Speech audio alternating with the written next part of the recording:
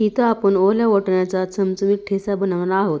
त्यासाठी इथं मी आता 5-6 मिरच्या घेतलेल्या आहेत, 5-6 लसणाच्या पाकळ्या घेतलेल्या आहेत, कोथिंबीर घेतलेली आहे आणि शेंगदाणे घेतलेले आहेत.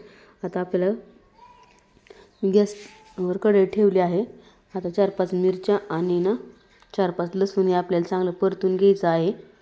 चांगलं डाग पडोसर मिरची भाजून घ्यायची आहे. थोडंसं तेल टाकलं आहे. झणझणीत छान होतो हे ओल्या वाटाण्याचा ठेचा.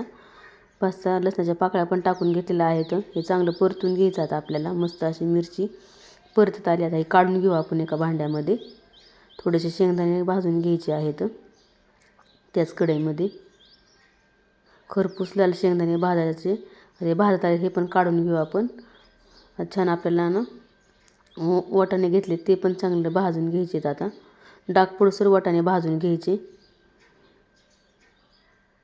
चटचट चटचट होईपर्यंत छान भाजून घ्यायचे. थोडंसं तेल टाकून घ्यायचं म्हणजे मऊ पडतो वाटाणा.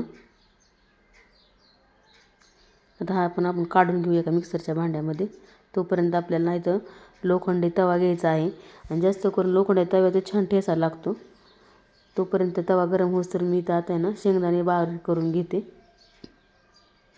आपडदबड शेंगदाणे आपल्याला बारीक करायचे आहेत. नंतर थोडीशी कोथिंबीर, मिरची आणि लसूण हे बारीक करून घ्यायचं आहे आपल्याला. आता इथे मी 2 पळी तेल टाकून घेतले आहे.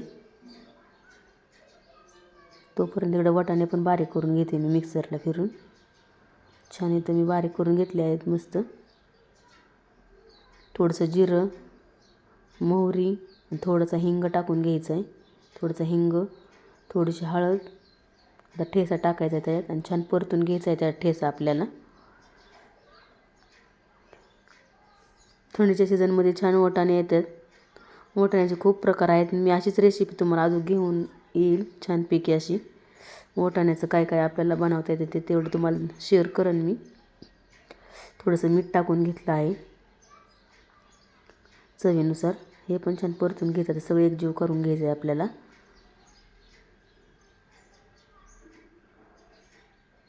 मोकळा होईपर्यंत आपल्याला छान परतून घ्यायचं आहे बारीक गॅसवरती. थोडासा शेंगदाण्याचं कूट टाकून घेऊ आपण त्याच्यात. आपडदोबड शेंगदाण्याचं कूट घ्यायचं म्हणजे खाताना शेंगदाणे छान लागते ठेचा त्याच्याबरोबर.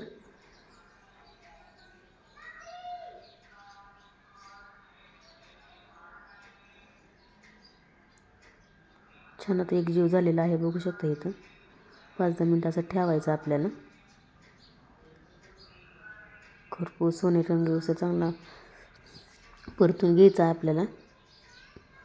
थोडीशी आता कोथिंबीर टाकू आपण ह्याच्यात. मस्त असा परतून झाला आहे बघू शकता. थोडी हिरवीगार कोथिंबीर टाकायची. मस्त आता मोकळा होतो आला आहे बघू शकता इथं. एक आपण ताटामध्ये काढू. चपातीबरोबर भाकरीबरोबर खाऊ शकता. खूप छान लागतो ठेचा. आवडतं लाईक शेअर सबस्क्राईब करा. अशीच एक नवीन रेसिपी घेऊन पुन्हा भेटू पुढच्या व्हिडिओमध्ये.